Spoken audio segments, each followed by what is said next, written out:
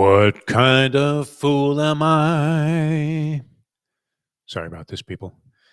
That bet against Mahomes. It's only a matter of time before I'm looking for home equity loans.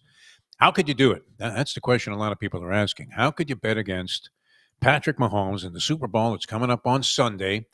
And many, many wild betting propositions are being offered out there. Good way to separate yourself. 50 ways to lose your money. That's what many of the suggestions are all about for the upcoming Super Bowl game. But I'm doing my best to convince myself to do the dumbest thing. And we were talking about this a little bit yesterday. It's like a guy comes up to you at the track here. In this case, it would be Gulfstream Park in South Florida, and or probably follow this guy any major racetrack where big stakes are going on, and say, how the fuck did I bet against Irad Ortiz? I left him out. And it's the same thing. You're thinking after the race, of course, this was a natural. A guy wins all of this kind of stuff, and same as the situation with Patrick Mahomes. But we're going to do our best to rationalize ways to bet against him as we approach the Super Bowl coming up on Sunday. And we're going to get some help on that, I think, from our guest, of course, on our Wednesday shows. And that would be the great Troy WEst, who I saw was here, but now has subsequently disappeared. So we hope to get Troy back here. Oh, he's got something to attend to. He'll be right with us. In the meantime, let me tell you this. If you're betting the Super Bowl, if you're betting on a big game, I don't know, they're very sensitive about associating the Super Bowl with any kind of advertising proposition, right? All of these bars have to capitulate to saying, well, we got a big game party coming up. What big game? Yeah, the Super Bowl. If you are betting the game, the biggest betting weekend of the year, of course, is finally here. Big cause for celebration, and it means more updated odds and props for Super Sunday. BetOnline is the world's most trusted betting platform and your number one source for all online betting. They have hundreds of prop bets, MVP odds, and exclusive in-game live betting. BetOnline is your ultimate game day companion. Whether you're a seasoned fan, a seasoned bettor, or a first-timer, BetOnline offers you everything and more to enhance your game day experience. Visit the website today and make the game even more actionable as you have an account ready to go and ready to fire at any time. BetOnline, the game starts here. All right, making some adjustments, and Sure. the big story, of course, over the weekend wasn't the Super Bowl, but it was the Luka Doncic for Anthony Davis deal. Which the amazing thing, as we were discussing yesterday here on the program with Scotty M, what was the level of secrecy. The NBA could just as easily stand for the National Blabbermouth Association because you find out everything before it happens. It's either speculated upon. Many times, though, we've seen where the most wildly speculated deals never actually transpire. In this case, nobody knew this was happening. You saw Jason Kidd in the press conference with Nico Harrison. He literally did. He looked exactly like. You go back and visit this on YouTube or any source that you have to drum up video. Go back and look at the Barbara Walters Mike Tyson interview when Tyson, and I don't know, Troy WEst, if you remember this, where Tyson is being interviewed on 2020 by Barbara Walters, and he's surrounded by his wife at the time, Robin Gibbons, who hates him like poison, and Ruth Roper, the vicious, ruthless mother in law of Mike Tyson. And they destroyed a guy. He looks catatonic as he's sitting there on the couch. Looks like he's on a Dilaudid drip. And that's how Jason Kidd looked when he was sitting down with Harrison, the GM of the Dallas Mavericks. And Harrison was explaining, oh, yeah, so I happened to call the Lakers, and I said, hey, you want Luka Doncic? And they said, yeah, sure. We'll take him. How are you, my friend? Doing great. Yeah, that one more than anything wasn't even necessarily getting rid of Luca. I still think that's a dumb move because you don't know what the next 10, 15 years hold. But what blew my mind the most was what they got in return. I mean, you see some of these NBA trades where it's like, the Phoenix Suns are still giving up first round picks for the next 20 years for Kevin Yes, Durant, right? You exactly. see some of these trades where you just get the package for a guy like Luca would be just astronomical. That's what kind of caught me off guard. Was like, wait a minute, you get Anthony Davis one pick, and that's it. But we'll see Anthony Davis. We'll see how much he's got left in the tank, and I'm very curious how this plays out. I don't think it's a good fit for the Lakers. Maybe long term, but short term, I do not see him and LeBron working out. But I'm excited to see it all play out. We'll see. Yeah, and what's weird was when the worst basketball trade. I mean, you could make a case, obviously, for Joe Barry Carroll way back for the Chief and the rights to Kevin McHale, where Boston fleeced Golden State on that deal and ended up winning championship after championship with those two guys. But the worst trade I've seen was actually orchestrated by a GM with no affiliation to any basketball squad, and that was Joe Biden, who traded a washed-up Brittany Griner for the Merchant of Death. I mean, think about that. That was a lopsided one-way deal. Where I mean, I don't know how much the U.S. benefited from having Brittany Griner back in the states. Certainly, it was a bogus thing that she was going to be incarcerated for 9 years in hard labor for bringing a vape pipe in. I mean, imagine if that was the case. I mean, I would have been in prison for life just for the places that I traversed while carrying a little bit of weed. But yeah, Merchant of Death. I mean, that's pretty strong stuff.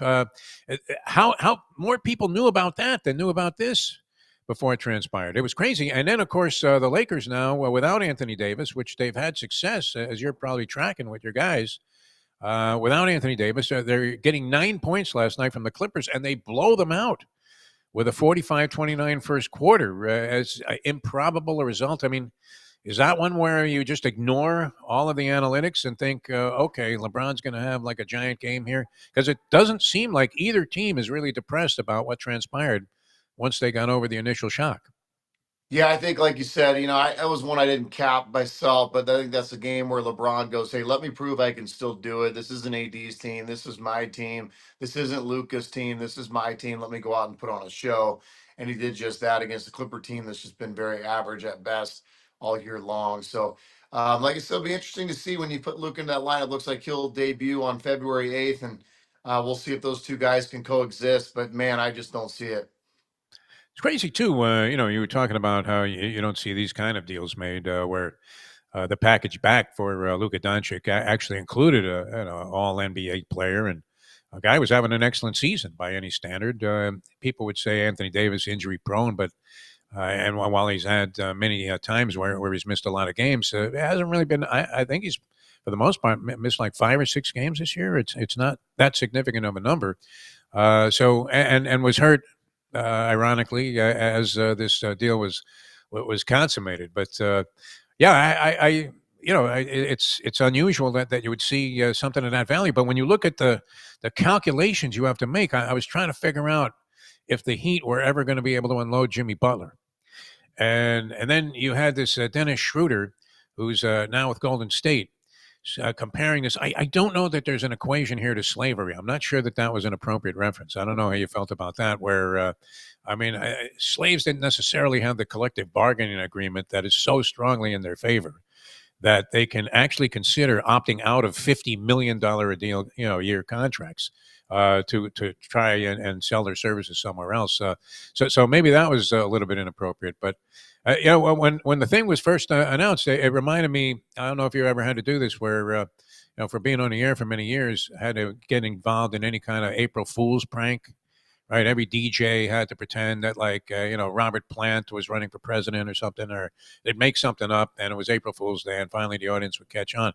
So one time I put out there that Troy Aikman had been traded for an aging Dan Marino, straight up, Dallas Cowboys and the Miami Dolphins on a Miami radio station. And you would have thought the first guy would have called up and said, "You know what? Fuck you, DeForrest. It's April Fool's Day. We all know you're not fooling anybody. You're not very funny. And stop eating on the air." And sure enough, they bought it. They ended up crashing the switchboard, and I'll never forget the general manager of the radio station, who didn't often stay on the site where we were broadcasting from because it was a dump. Comes literally, he almost crashes his Cadillac into the building and tells us if we don't cease and desist from doing this right away, we're all fired. And I'm thinking, who would buy this? And yet that Doncic for Anthony Davis deal kind of struck me in that way. All right, you no doubt are cashing tickets. What with our man Rick Pitino in St. John's? Where'd you go in college basketball last night? Last night we hit our big one, which was we were getting four with Michigan State last night. Did not look pretty in the beginning. They were getting four against UCLA. That game was there was a 10-point game there for a while, and Michigan State crawls back ultimately to fall. UCLA gets a bucket with about 4 seconds left and wins that game 63-61. But that was the big one yesterday. Got some good stuff for you today, Defo, and looking forward to talking some Super Bowl with you guys as well. No doubt. All right, let's fire away because we might need a bankroll to finance some of our opinions on the Super Bowl game. And I don't know how complicated people are going to make it. I saw something today on the CBS Sportsline where their handicapper was recommending some long shot picks. And he said you should parlay the Chiefs on the money line to Sam Burns to win the Phoenix Open. But if Burns gets beaten by Scotty Scheffler, Scheffler's excluded. I'm thinking, my God, the quantifying on these parlay bets, I mean, to pick up plus 3,500 is insane. I mean, the world has evolved into a point where you have to be just absolutely out of your mind to make a lot of these bets. But what are you looking at on the college hoop circuit tonight? Because there have been some really good games and a lot of significant games, and we're starting to see some things shape up maybe for the NCAA tournament. Yes, I've got one that I've got circled that I absolutely love this game. Oregon Ducks are not playing good basketball right now. I think they're losers of three straight. They go on the road into Michigan. This is still a very, very good Oregon Duck team, and they're getting 8.5 points against a Michigan team that's also been struggling. I'm going to grab 8.5 points here.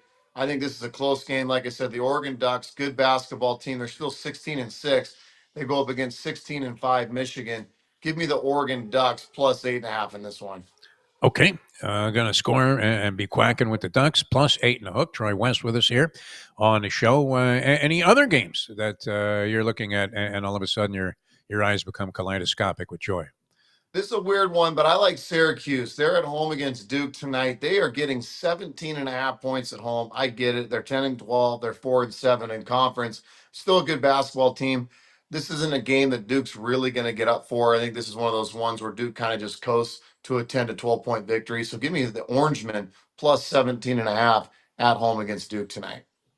You know, it pains me to think that Syracuse basketball has fallen to the point where in a game, Yeah, an ACC matchup against the Blue Devils of Duke, you have to give us 17 and a half points. As a I agree. Syracuse grad that was there when the tip and the tide started to turn at Syracuse University. You can go back and track this because the incoming freshman team included a guy named Mike Lee, who was very instrumental in helping turn this whole thing around. A quiet, real good, solid, all around ball player. Mike Lee and his brother Jimmy Lee actually became more popular, but it was around that time in the early 70s, and then Jimmy B became the head coach after Roy Danforth danced off to Tulane, and the rest was history. But they are not the same anymore, my friend. Boeheim is gone, no whining on the sideline. And I watched them the other night, and they were horrendous. So 17 and a half, very generous allotment of points. And Troy WEst is saying jump on the orange bandwagon right now, and maybe they can resurrect Pearl Washington from the grave and have a big ball game. All right, any others, or are you going to stick with two? Last but not least, going to go Illinois. They're minus 7.5. They're at the Rutgers. I love this Illinois basketball team, 15-7, ranked 23rd in the country. I think they should be ranked higher. This is a really good team, very complete team. Rutgers struggling with the injury bug right now. They have fallen to 11-11, 4-7 in conference. They just have not been able to get it going. They've got some NBA prospects on that team, guys like Ace Bailey, etc. They just have not been able to get anything going. Illinois goes in there and trounces them. I like Illinois in a big way. 7.5, not enough. Okay, so you're laying 7.5 with Illinois. Very It's good. laying 7.5. Illinois on the road laying minus 7.5. Okay, very, very good. All right, let's get into some Super Bowl stuff. I began the show with a song that's now haunting me. And of course, singing what was not particularly sharp, but not like I'm going to get a Grammy for it. But how do you bet against Patrick Mahomes? What kind of fool am I to be thinking this way? Troy WEst, I believe last week on the show, you asserted the notion that Philadelphia is the better team here. What's interesting when you look at some of these analytics, which I don't know how much you buy into, when they post up that KC's a 1.5 point favorite, but then somehow on this crawl, I'm looking at Philadelphia supposedly projected to have a 56% chance to win the game. Man. Now, that's an interesting combination of statistical deductions. I believe you're on the bandwagon of the Philadelphia Eagles being the better team in this contest. Yeah, I like Philadelphia. I do. I think I know a lot of people don't like to lay the juice. We've talked about this in previous shows. Where my money's truly going, Defo, will be, and I think you can get a lot of the DraftKings of the world, the FanDuels of the world. You can get this at minus 140, but I like a good old fashioned 7 point teaser. Give me Philadelphia plus 8.5, and I'm going to rock that thing under 56.5. That's where the true money will be for myself. But I really do think the Philadelphia Eagles on the money line has some value. I just think they're the more complete team. They've got the best offensive line in football, one of the best defensive lines in football. I do think Steve Spagnuolo, he is going to make Jalen Hurts throw the football. There is no doubt about it. He is not going to let Barkley beat him. 25 games in a row, the Kansas City Chiefs have not allowed a 100-yard rusher. That's Yeah. incredible. That goes to show you how good Chris Jones really is. But I think Jalen Hurts can still beat you through the air. He's got guys like A.J. Brown, Devontae Smith, Dallas Goedert. They've got the weapons still on the outside. So if Kansas City wants to load the box, I think Kellen Moore will have a plan to get the ball out quick. And the Eagles have, good enough offense to still be able to move the ball without Barkley.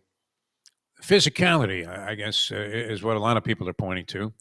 And you would have to say, although, look, it's not like Kansas City is some wilting violet there, because they're in this position again for the third consecutive year, so they have to have some element of toughness. But when you were just on the surface, I mean, you're looking at George Foreman going into the ring against Jimmy Young in terms of physicality.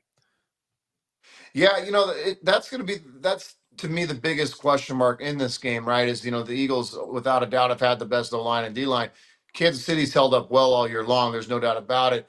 But can that defensive line? Are they going to outmatch the Philadelphia offensive line, and then vice versa? Can the Eagles get can guys like Jalen Carter get some pressure on Patrick Mahomes? Because if you watch the playoffs closely, the plays that have killed opponents of the Chiefs have been Mahomes running the ball. I mean, it's 4th and 1, he does the bootleg. It's 3rd and 6, he finds a way to get 7. He just does this like a magician over and over and over. So Fangio is going to have his work cut out. But Patrick Mahomes, if you watch closely, he's not beating you by going 22 of 25 and throwing for 360 and 3 touchdowns. He's beating you with his feet right now. Yes. So the Eagles are going to have a plan for that. I think that's the biggest X factor.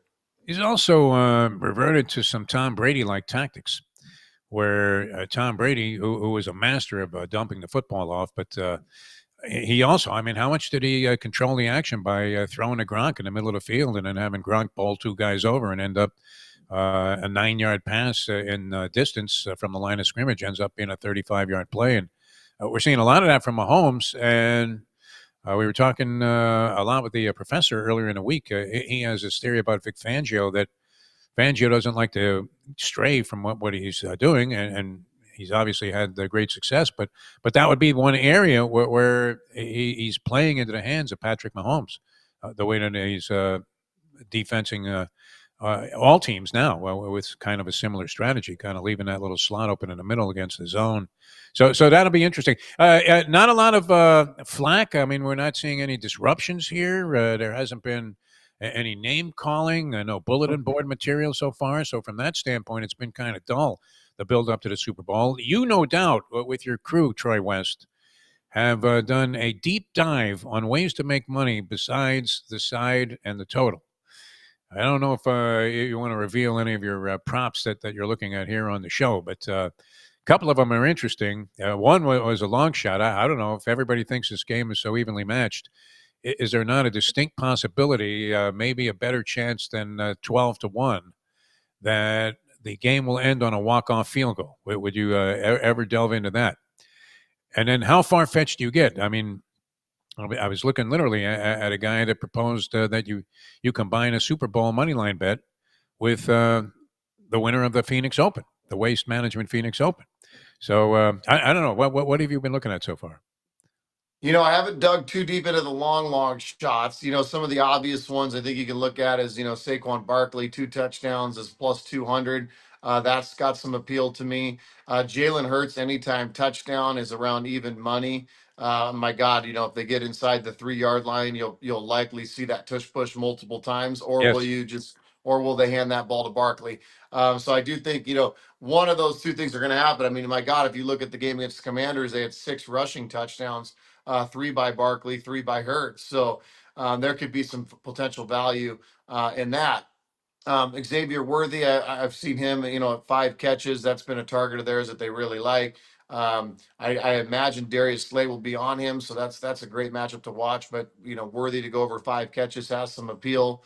I saw Travis Kelsey's anytime touchdowns around even money. Andy Reid seems to be the good old guy that if they get inside the 5 yard line, they might even hand the ball off to him. Yeah. So, he just seems to find Travis Kelsey in these big playoff games where he's been snoozing for the last 9 to 10 games, but then bring him into the Super Bowl and they're going to find ways to give him the ball. So that's got some appeal as well. We'll dig deeper as the week progresses into some of the major long shots and absolutely the waste management as well. All right, now and where can people find all of your stuff? Because I'm following you online. I get a lot of your posts on Facebook, Troy WEst, and it's always great seeing you pop up there. And I'm thinking, hey, there's my man. And then you've had phenomenal success with certain things. And are you making some kind of free offer to people? We are. We want people to get in the door 7 days free, absolutely free. If you go to the Instagram, it's all over there. If you go to the website, troywins.com, you'll have a big old pop up that gives you 7 days free. That includes everything. You're not getting like the partial package or the half ass package, none of that. You're getting the full meal deal, 7 days free. That's at troywins.com. So definitely get to the site, get to the Instagram. It's Troy WEst. We're happy to take care of you. That's going to include the prop bets, VIP Super Bowl picks, the whole nine. So we'd love to have you and come win with us. All right, and how are plans for your home Super Bowl party going? I know you said you were going to be doing some barbecue, and now are you obligated to try and replicate or at least have some semblance of Kansas City barbecue, or is there a whole different vibe out there on the West Coast in Seattle? Fair question. Fair question. We will have a beautiful brisket on the smoker, and then we'll also be doing some pork butt on the smoker. So, actually, the best thing I got to get you this recipe, Defo. It's a buddy of mine that brought it over last time. He brings it in a big skillet. It's a smoked chicken dip. Smoked Oh, chicken dip. chicken. You Okay. smoke the chicken, you smoke the cheese, you smoke all sorts of stuff. Throw it into the skillet. You smoke it up on the skillet, that thing turns out outstanding. That's probably one of the best appetizers I've ever had. So we'll have that at the Super Bowl as well. Wow, I wish I could catch a flight and go out there and join you. It sounds like it's going to be a wild affair. And all right, how deep into action will you go? I mean, a lot of people, and they would warn you about this at any Gamblers Anonymous meeting, although they would discourage you from betting at all, obviously. But where people are always trying to issue some measure of caution. We might see Kurt Warner pop up in a PSA during a game and say, "Listen, don't try to get out for the season on this one." What would your thought be there? I mean, in terms of a guy's down 10 grand for the year, does he try to get it all back on a Super Bowl, or does that just dig you into a deeper sense of burial? Normally, I would say yes, don't do it. But this year, I'm telling you, I really think there's value on this one, especially with that teaser. I think if you're getting over a touchdown with the Philadelphia Eagles, they are going to hang in this game.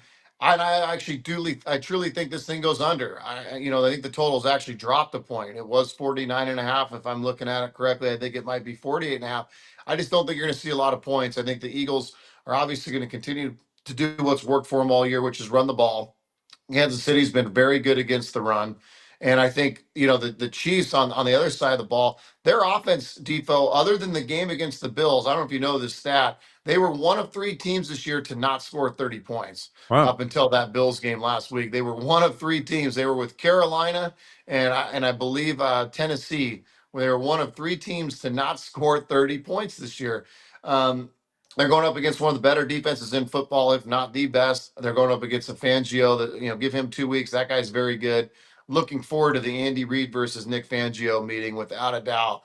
But I would lean under. I truly think this is a 21-20 type of game, one way or the other, 21-17 type of game. I think the Eagles are worth some money line.